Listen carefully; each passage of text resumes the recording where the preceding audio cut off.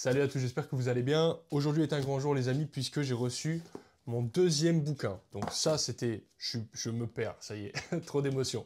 Ça c'était le premier bouquin que j'ai écrit sur le dessin réaliste qui est sorti il y a à peu près un an, un truc comme ça. C'est un bel ouvrage, 144 pages, un gros focus sur le dessin réaliste avec notamment par exemple des pas à pas. On avait pas mal de sujets différents, des animaux, portraits, bateaux, etc., nature morte. On avait aussi beaucoup d'exercices, mais pas mal sur le rendu. Bien sûr, on avait un chapitre énorme sur la compréhension des valeurs, qu'est-ce qui est foncé, qu'est-ce qui est clair, pourquoi, et comment de façon globale on comprend un petit peu et on théorise un peu la physique de la lumière pour comprendre pourquoi une zone est plus claire et pourquoi ces deux paramètres clair foncé, selon comment on les dose, peuvent permettre de faire les fameux modelés et de donner un rendu de 3D dans le dessin et surtout dans le dessin réaliste dans ce cas précis. On avait parlé d'autres trucs, il y avait notamment, c'est rigolo de voir ça ici, un des prototypes de la tête à facettes qu'on avait commencé à faire avec mon père, et beaucoup moins bien que la tête à facettes actuelle, mais bon voilà, c'était un prototype, c'était il y a presque 2 ans ça, oui, ça fait quand même un moment. Et il y avait bien sûr toute une partie théorique sur les lumières réfléchies, les lumières directes, indirectes, etc.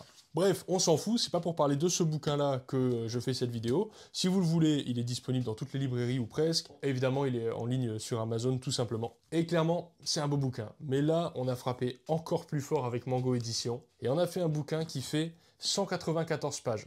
Et je vous cache pas que écrire un livre de 194 pages tout seul dans son studio, c'est un travail de zinzin. Donc on va le voir un petit peu ensemble. Et déjà, on peut voir que l'objet est pas le même. C'est une couverture solide, on peut assommer quelqu'un avec. Et ce bouquin qu'on va feuilleter un petit peu ensemble, il est vraiment conçu pour devenir une valeur de référence dans le dessin. Ça veut dire que si tu sais pas dessiner, que tu es déter et que tout ce bouquin, à la fin tu sais dessiner. Si tu sais déjà dessiner et que tout ce bouquin, eh ben, je suis convaincu que tu vas apprendre encore pas mal de trucs parce qu'on finit jamais d'apprendre. Et moi-même, j'achète encore plein de bouquins. J'ai toute une bibliothèque remplie de bouquins. J'achète et puis voilà, il y a des trucs ici et là. Et puis j'augmente comme ça mes connaissances en dessin théorico-pratique, ce qui me permet de devenir un meilleur dessinateur au quotidien. Donc c'est vraiment un bouquin qui a été conçu pour tous les niveaux, qui peut à la fois plaire aux débutants, parce qu'il y a tout dedans, et à la fois plaire aux dessinateurs plus avancés, et j'ai voulu que ce soit un petit peu accessible à tout le monde, qu'il y ait plusieurs grilles de lecture au bouquin. Alors évidemment, il est trop beau, franchement, je le trouve trop joli, regardez rien que le sommaire avec des couleurs, etc. Ça, c'est pas du tout moi qui fais la mise en page et tout. Moi je fais en fait le ciment du livre, j'écris tout, je fais toutes les illustrations, etc. Ensuite, il y a une dame qui est une aide extrêmement précieuse, qui est co-autrice, qui s'appelle Valérie, que je remercie énormément, merci Valérie, qui fait un travail de fou pour tout remettre en ordre, tout remettre en place, me dire là c'est trop long, là c'est pas assez long, critiquer mes textes si on a besoin, corriger mes textes, faire en sorte qu'ils soient plus courts, plus longs, reformuler, etc. Franchement, sans elle, le taf il est quasiment impossible. Et ensuite, elle l'envoie à un maquettiste qui fait tout le boulot de maquette, etc. Donc même si c'est mon bouquin, en vrai, c'est vraiment un travail d'équipe et tout seul, je serais pas du tout capable de le faire. Évidemment, on va pas tout lire, mais je vous lis vite fait les toutes premières phrases de l'avant-propos, pourquoi pas. L'objectif de ce livre est de vous aider à progresser en dessin en vous transmettant les connaissances dont vous avez besoin. La technique ne doit pas être un obstacle, mais une puissante alliée qui vous permettra de dessiner librement ce que vous désirez. Vous apprendrez à voir le monde comme un dessinateur, en vous affranchissant des détails superflus afin de mieux vous concentrer sur l'essentiel. Je vous laisserai découvrir la suite par vous-même, évidemment. Et ensuite, on commence avec un concept ultra important, et c'est la bibliothèque visuelle. J'explique dans le bouquin ce que c'est que la bibliothèque visuelle, mais dans l'ensemble, la bibliothèque visuelle, c'est tous les objets que vous êtes capable de dessiner. Si vous êtes capable de dessiner une tasse d'imagination, bah la tasse, elle est dans votre bibliothèque visuelle. Si vous êtes capable de dessiner un cheval au galop, ça fait partie de votre bibliothèque visuelle, etc., etc. Et les illustrateurs, avec le temps, les années et la pratique, augmentent leur bibliothèque visuelle. Et ça nous permet de dessiner de plus en plus de trucs, avec de plus en plus de précision, et de façon, c'est plus simple en fait, tout devient plus facile, et en plus de nous donner la capacité de mieux dessiner, bah c'est plus fun aussi tout simplement quoi. Donc là on a tout un chapitre sur la copie, la prise de mesure, les formes abstraites. Ce qui est trop cool, c'est que j'ai pu aussi mettre des beaux dessins dessus. J'adore ce dessin. C'est un dessin au crayon que j'ai fait d'une statue. Et c'est une Jeanne d'Arc qui a à Washington. C'est trop trop beau, elle est trop belle cette statue. Et donc j'ai pu vraiment mettre des jolis dessins. Donc en plus le bouquin il est joli parce qu'il est illustré de façon assez esthétique. Donc il y a plein de pas à pas, plein d'étapes. On parle évidemment de perspective linéaire. Il y a les bases de la perspective pour pouvoir composer des environnements. Là, on dessine par exemple une jolie maison un petit peu médiévale à un point de fuite. Là, on fait un petit peu la même chose à 2 points de fuite. Il y a toutes les étapes, hein. Je vous laisserai évidemment lire le bouquin puis apprendre à dessiner avec. Là, on va s'amuser à dessiner une structure un petit peu industrielle en 3 points de fuite. Et ce qui est cool, c'est qu'en fait, la stratégie de dessin entre chacun des dessins qu'on a vu, 1 point de fuite, 2 points de fuite, 3 points de fuite et tout, c'est pas la même. Donc, il y en a un premier, c'est du dessin linéaire plus traditionnel. Là, on est plutôt sur de la trace au feutre. Et à chaque fois, en fait, qu'on avance dans le dessin, on essaie aussi, comment dirait-on, d'explorer de nouvelles possibilités dans la manière de créer un rendu en fait, parce qu'il n'y a pas qu'une seule façon de dessiner, et c'est ça qui est intéressant justement, c'est qu'une fois qu'on a compris la structure, la perspective, l'éclairage et tout, en fait tout ça on peut les appliquer de plein de façons différentes, et dans ce bouquin on explore un petit peu ça aussi, les différentes façons d'arriver en fait à un résultat cohérent. Donc voilà, il y a tout un chapitre assez gros sur la perspective, ensuite il y a le chapitre qui à mon avis est le plus important, c'est le chapitre sur la perspective intuitive, et là on va apprendre à dessiner avec de la perspective flottante, avec des volumes en fait qui sont pas forcément rattachés aux lignes de fuite, aux points de fuite, etc. Et c'est là qu'on va vraiment apprendre à dessiner tous les objets possibles et imaginables. Je vous laisserai suivre les tutos, il y a plein de choses à apprendre là-dedans, mais vous voyez que grâce à ce genre de méthode, on peut tout dessiner, parce qu'une fois qu'on a compris comment dessiner un cylindre, un cube, une sphère, des volumes comme ça, on peut les manipuler dans l'espace et en fait faire exactement ce qu'on a envie. Et c'est ça le cœur de ce bouquin. Et c'est pour ça qu'il y a 200 pages, parce que franchement, il en fallait pas moins. Et clairement, il y a une quantité de dessins dans ce livre incroyable. Je sais pas combien j'en ai fait, j'ai pas compté, mais il y a vraiment plusieurs centaines de dessins qui ont été faits pour ce bouquin. Il y en a même pas mal que j'ai même pas mis dans le bouquin, parce que j'en avais trop fait. Et on voit vraiment tout, en fait, tous les types de volumes différents. On utilise des sujets d'études comme des boîtes, des sacs, des fruits, etc. pour les choses un petit peu plus simples. Et ensuite, on bifurque sur des choses plus organiques, où on va faire vraiment du dessin de structure, en fait. Et après, sur la fin, j'aime bien, parce que c'est ça que j'aime faire, mettre un petit dessin réaliste un peu sympa que j'ai fait au crayon. Parce qu'il faut bien comprendre que c'est grâce à la compréhension de la structure, du volume en 3D dans l'espace, qu'on est capable de mettre les valeurs aux bons endroits, parce que les valeurs aux bons endroits dépendent du volume et de la lumière. Donc il faut d'abord comprendre les volumes et la lumière pour ensuite pouvoir faire un dessin super réaliste. On a bien sûr tout un travail sur les cylindres, les ellipses et tout, c'est extrêmement important. On a aussi un super beau chapitre sur toute la partie rendu réaliste, donc c'est pas aussi complet que le premier ouvrage évidemment, mais il y a quand même un beau chapitre sur cette partie-là rendue, c'est un genre de synthèse, et franchement je suis vraiment content, on dirait que je me lance des fleurs, mais en vrai on a beaucoup travaillé, et donc ça vaut le coup aussi de se féliciter quand il y en a besoin, parce qu'on a beaucoup bossé. On a aussi tout un super beau chapitre sur la compréhension de l'ombre et la lumière, les ombres réfléchies, les différentes masses de valeurs qu'on va avoir dans un volume, le terminateur, évidemment, les masses de valeurs. On utilise ici justement la fameuse 7 à facettes. Comprendre un petit peu l'ombre et la lumière, à l'exception des objets brillants et transparents, la zone à l'ombre ne comporte jamais de ton aussi clair que celle à la lumière. De la même façon, la zone à la lumière ne présente jamais de ton aussi foncé que celle à l'ombre. Ça, cette phrase, elle est ultra importante, il faut la connaître par cœur et la comprendre. Et ensuite, évidemment, il y a toute une partie qui explique tout ça pour que vous puissiez vraiment vous le mettre dans le crâne, quoi. Ensuite, on va avoir aussi tout un endroit pour trouver les valeurs locales, ça c'est hyper intéressant, je vais pas détailler ça maintenant parce que c'est un peu technique. Le mec qui a fait la mise en page du livre, il a fait un super boulot, je le trouve beau, je le trouve clair, ça fait vraiment plaisir. Sur l'autre page, on a encore un petit dessin trop cool, j'avais adoré ce dessin, d'ailleurs j'en avais fait une vidéo, il me semble que sur YouTube, il y a pas vraiment un tuto, mais plutôt une vidéo présentation de ce dessin qui est vraiment trop sympa, cette espèce de chevalier sur ce perroquet là, il est trop beau, j'avais adoré. Ensuite on aborde un sujet qui est ultra important, qui est peut-être une des dernières étapes dans la compréhension avant de devenir un peu dessinateur pro entre guillemets, c'est les dégradés, les transitions, etc. Est-ce que c'est net, est-ce que c'est doux, et qu'est-ce que ça dit en fait sur un volume, qu'est-ce que ça dit de la 3D, qu'un contraste soit doux ou net, et bien là on détaille un petit peu tout ça. Bien sûr un petit peu un chapitre où on va dessiner un petit peu de très brillant à très mat, parce que c'est hyper important, tout ce qui est métal, etc. c'est des matières réflectives, donc il faut pouvoir le dessiner. Encore un beau dessin, ce dessin de la statue de Jules César, elle est absolument magnifique cette statue, c'est un dessin que j'ai fait en format A2 il me semble, je crois pas en avoir fait une vidéo sur YouTube, j'en suis pas sûr, peut-être, je m'en rappelle pas. En tout cas, ça fait vraiment plaisir que chez Mango Edition, ils aient été OK pour que je puisse aussi de temps en temps présenter un petit peu mes dessins et tout, parce que ça me fait plaisir de présenter mon art au travers du bouquin, au-delà de simplement vous donner un tuto et un comment faire ça et ça. Ça prend pas beaucoup de place, hein, il y a que quelques de mes dessins, mais au final, ça décore bien le livre, et puis c'est cool, quoi, ça me plaît.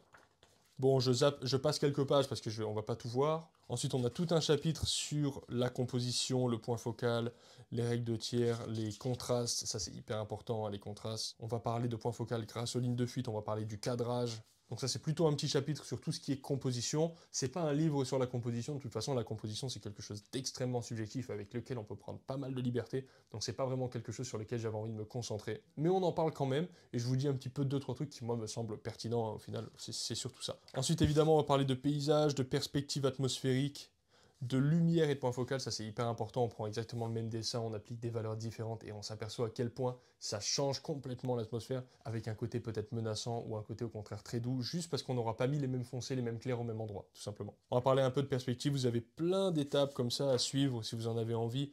Évidemment le mieux quand on ouvre un bouquin comme ça, c'est pas juste de le lire, c'est de dessiner, surtout et de recopier les dessins qu'il y a dedans. Et ensuite ce qui est cool dans ce livre, c'est qu'en fait ça monte en puissance et ça monte en difficulté. C'est pour ça qu'il faut le prendre dans l'ordre, parce qu'ensuite on va passer au corps humain et notamment aux poses. Donc vous allez voir, hein, c'est hyper complet, là on est juste à la moitié du bouquin. Là on va parler de dynamique, il y a plein de dessins que je vous invite à recopier, ce sont des dessins simples, des poses de 30 à 60 secondes, des poses de 2 minutes, des poses de 5, 10 minutes, ce genre de choses. On va décomposer véritablement la pose avec des volumes plus simples comme ici, rajouter quelques valeurs. On va faire ça avec plusieurs exemples où on va exagérer un petit peu même les dynamiques et les positions des personnages. Vous verrez, ça c'est vraiment une partie super agréable quand vous en êtes là et que vous commencez à dessiner avec un petit peu plus de flow, entre guillemets. Ça devient vraiment super sympa. Ensuite, on monte encore en puissance, vous voyez, c'est vraiment ça, hein, c'est une pyramide en fait. C'est une pyramide le bouquin et on monte et on monte et on monte et après ben, on s'arrête où vous avez envie de vous arrêter. C'est à vous de voir jusqu'à où vous avez envie de monter dans votre niveau de dessin. Mais dans l'ensemble, avec ce bouquin, il y a quand même moyen d'aller assez loin, je pense. Donc on a quand même pas mal d'étapes avec du réalisme, on essaie de comprendre un peu plus les volumes en 3D, mais cette fois-ci appliqué au corps humain. Donc tout ce qu'on a appris dans les premiers chapitres du livre, là ça commence à faire corps, ça commence à faire sens, parce que maintenant on s'en sert sur le corps humain. Donc au début du bouquin, on apprend plein de fondamentaux un petit peu indépendants, qui peuvent paraître un petit peu disparates, un peu dépareillés, et ensuite il y a un moment donné où tout ça prend corps, tout ça prend forme, et en fait on finit par créer une illustration qui a du sens dans son ensemble, grâce à tous les petits fondamentaux qu'on aura piochés à droite à gauche. Donc là, évidemment, s'entraîner à dessiner un pantin, super intéressant, les proportions du corps humain, la méthode simple que j'utilise. Je sais qu'elle ne fait pas l'unanimité, certaines personnes ne l'aiment pas, mais moi je la trouve extrêmement efficace. On va voir aussi comment faire des personnages dans la perspective, toujours minimalisé. Le chapitre sur les personnages, il est relativement complexe et en même temps relativement simple dans le sens où il n'y a pas d'anatomie humaine, etc. L'anatomie, c'est extrêmement intéressant, mais c'est encore un bouquin de 100 pages à faire, donc on ne pouvait pas tout mettre dans ce même ouvrage en fait. Mais on a quand même beaucoup de dynamique et beaucoup de structure avec une approche plutôt des volumes dans la 3D, un peu à la George Bridgman, sans forcément aller dans l'anatomie, qui est en fait une autre branche de spécialisation dans le dessin. Il faut l'étudier aussi, mais là c'est pour le coup on n'en parle pas trop. Donc là pour moi c'est une de mes parties préférées. On prend un pantin très très simple comme on a appris à les faire dans la perspective grâce au précédent chapitre. Et on commence à lui appliquer des objets, tout simplement des vêtements, ce genre de trucs. J'avais fait quelques vidéos sur YouTube grâce à ça et c'était vraiment sympa. On s'amusait à faire du character design avec des personnages d'imagination comme ça, c'est hyper agréable à faire. Et dans ce bouquin, il y en a quelques-uns et j'explique un peu comment on fait quoi. Ensuite, on ne pouvait pas faire un bouquin qui a un petit peu l'ambition d'être un ouvrage de référence sans parler des mains. Donc il y a tout un petit chapitre sur les mains, pas forcément immense, mais par contre très concis. Et en fait, il faut comprendre que tous ces chapitres à chaque fois, ce sont des mini-chapitres de 2 pages parfois, ou parfois ça fait 6 pages ou 10 pages. La plupart du temps, en vrai, ça faisait 4 fois ça. Mais en fait, avec Valérie, on a tout simplement concentré les choses et on en a extrait la substantifique moelle de sorte à en fait avoir un truc le plus concentré et digeste et possible et en même temps que ça rentre dans le format du bouquin parce que le but c'était pas de faire un livre de 500 pages. Et donc il faut bien comprendre qu'à chaque fois qu'on voit une petite page comme ça sur les mains, il n'y a que 2 pages, c'est pas énorme, c'est pas un bouquin de 60 pages sur l'anatomie des mains, les veines, les métacarpes, etc. Ça c'est clair et net. Par contre ce qu'on a fait c'est que moi j'ai créé beaucoup de contenu, j'ai créé peut-être 6 ou 10 pages sur les mains et que ensuite plein de dessins, du texte en masse et tout. Et ensuite avec Valérie on a tout allégé de sorte à en fait garder que l'essentiel et faire en sorte que le bouquin il soit à la fois complet et à la fois digeste pour qu'il n'y en ait pas trop et qu'on reste un petit peu sur l'essentiel. Donc même s'il n'y a que 2 pages, croyez-moi que sur ces 2 pages-là, il y a vraiment de quoi bosser un moment, d'autant que vous avez aussi des conseils avec des exercices à faire, etc. Donc ça vous donne aussi matière à travailler, quoi. Ensuite, on va avoir plusieurs dessins pas à pas avec des groupes de personnages. Là, je parle un petit peu de ce qu'on avait fait, vous et moi, sur la chaîne YouTube, en fait, en 2024. Je demandais à mes abonnés YouTube des suggestions pour me lancer dans le character design. Il s'agit de dessins de personnages, souvent réalisés d'imagination, la plupart du temps pour des illustrations jeux vidéo, films, etc. On nous donne un cahier des charges avec un univers et une personnalité précise, puis on doit dessiner un personnage cohérent avec le sujet. Et vous m'aviez fait pas mal de suggestions, et il y avait justement tous ces personnages-là, donc là il y en a 7, qui étaient sortis de votre imagination, et puis moi aussi avec les modifs que j'en avais fait, quoi. Et là, justement, il va y avoir vraiment des pas à pas de composition de personnages, et ça, c'est vraiment super cool. On voit comment créer le pantin, minimaliser le pantin au besoin, puis ensuite appliquer des vêtements, peut-être plusieurs vêtements, faire son choix, faire le rendu final. Et on fait ça avec plusieurs modèles où on voit vraiment les étapes en fait au travers desquelles je suis passé pour créer ces persos. Et c'était hyper sympa de créer les persos et de le voir comme ça sur un bouquin, c'est top quoi. Ensuite évidemment, plutôt sur la fin du bouquin, gros chapitre sur le portrait. Donc là on va revisiter tout ce qui est de la tête Lumi, tout ce qui va être de la tête à facettes. Donc il va y avoir vraiment des étapes en fait, du pas à pas pour pouvoir maîtriser la tête Lumi qui va nous permettre ensuite de pouvoir dessiner des visages avec les proportions qui sont les bonnes, dans la perspective qui nous convient, sans forcément avoir besoin de modèle. Et si vous avez un modèle, ça facilitera tout simplement le travail. Donc ça, c'est la base de la structure du portrait. On explore aussi différentes anatomies, des visages de femmes, des visages d'hommes. Un petit pas à pas sur un rendu qui est plutôt sympathique. Ensuite, de nouveau, on va complexifier sur la tête à facettes. Vous avez remarqué qu'à chaque fois, on monte en puissance.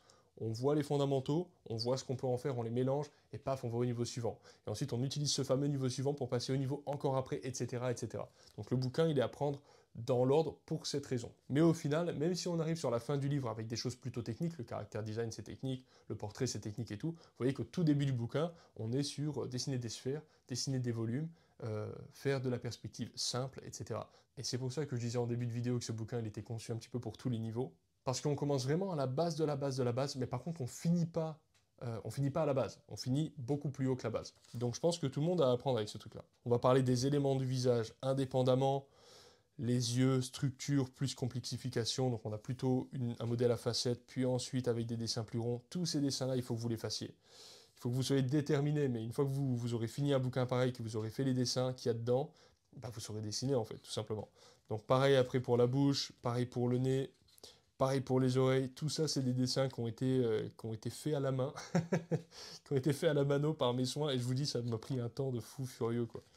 Ensuite on a un petit peu sur les cheveux, pas énormément, on n'a pas un gros chapitre sur les cheveux, à un moment donné il fallait aussi faire des choix. On parle de la ressemblance, vous me reconnaissez sûrement, quelques exemples de croquis rapides, et on finit les amis sur un chapitre que j'avais vraiment envie de faire, et c'est le chapitre sur les animaux. Regardez ça comme cette première page, elle est trop belle. Donc d'abord, toujours pareil, quelques connaissances fondamentales sur les animaux. Quelques exemples de squelettes où on se rend compte qu'en fait les humains et les animaux c'est assez proche, mis à part les proportions. Ensuite on a quelques volumes de base, en plus tout illustré en couleur et tout, franchement c'est trop cool. Ensuite on va avoir la tête, comment on minimalise une tête de bestiole, ça c'est hyper intéressant. J'en ai parlé il n'y a pas très longtemps sur une vidéo sur les chats. Et vous voyez ici on a une souris, un dromadaire, un crocodile. Vous voyez à chaque fois la structure en 3D en fait elle permet de comprendre vraiment le volume. Et quand on sait faire une structure en 3D simple, en fait on sait faire un dessin plus complexe. C'est ça la clé du succès. Ensuite de nouveau on repart sur les bases, donc de la dynamique avec les animaux. J'ai voulu qu'on parle de chevaux parce que les chevaux c'est un bel animal déjà, tout le monde aime bien les chevaux. Et puis c'est un animal dont on se sert beaucoup dans le dessin, il y a beaucoup d'illustrations à base de chevaux, etc. Donc évidemment tout un tas d'infos, comment dessiner la fourrure. On a même quelques jolis chats sur la fin avec les croquis, avec les traits de contour où on voit bien le volume, on a vraiment l'impression... En fait on dessine en 3D, donc on fait des petits traits comme ça qui nous permettent de repérer la 3D, et ça c'est hyper important. On a un joli petit rendu de chat, et ensuite on va finir sur une petite galerie d'exemples, où on voit des étapes pas à pas, où on va voir d'abord la structure fondamentale, le dessin dynamique, le croquis, et ensuite la séparation des valeurs, donc lumière, ombre, avec quelques rendus. Donc là, c'est pas des rendus extrêmement poussés, on n'est pas sur du dessin réaliste. Par contre, à chaque fois, vous avez une idée super claire du chemin qu'a emprunté pour créer ce genre de dessin. Et là, on va avoir plusieurs exemples de girafes, elles sont trop jolies, j'adore. Plusieurs exemples de rhinocéros. On va avoir plusieurs exemples de chiens également. Ce qui est drôle, c'est que je suis allé moi-même au zoo prendre les photos de ces bestioles. Alors, pas les chiens, évidemment. Mais je suis allé moi-même au zoo prendre les photos de ces bestioles parce que j'ai pas de girafe à la maison, quoi. Donc, c'était rigolo. Il y a plein d'images de référence dans ce bouquin. J'ai dû aller prendre des photos à droite, à gauche et tout. C'était cool. Et on finit sur un petit chapitre sur moi-même avec une petite photo de moi à côté de ma peinture. Et voilà, fin du bouquin. Oyez les amis, c'est le Marc du futur qui vous parle, le Marc de l'édition de la vidéo. Il y a un petit détail que j'avais oublié de mentionner, si c'est possible à tous ceux qui ont dans le passé acheté un livre ou qui le feront dans le futur, de laisser un avis sur le site sur lequel vous l'avez acheté, notamment Cultura, Amazon, la Fnac, Soramp, ce que sais-je. Ça permettra de mettre plus de poids et de crédit sur mon bouquin et ça m'aide énormément. Merci beaucoup. Bon, en conclusion, ça fait plaisir de le recevoir, c'est vraiment une belle fierté. Faut comprendre que moi, j'ai pas du tout un parcours académique, je suis jamais allé à l'école pour apprendre le dessin, donc j'en suis très fier, ça me fait très plaisir. Je suis sûr que vous allez apprendre plein de trucs parce que c'est vraiment le but de ce bouquin, c'est que vous appreniez des choses, hein, c'est vraiment ça. Évidemment, il y a le premier bouquin aussi, si vous en avez envie, vous aurez les liens dans la description et tout. Merci d'avoir regardé jusqu'à la fin, écrivez livre si vous êtes toujours là, et puis à bientôt, ciao.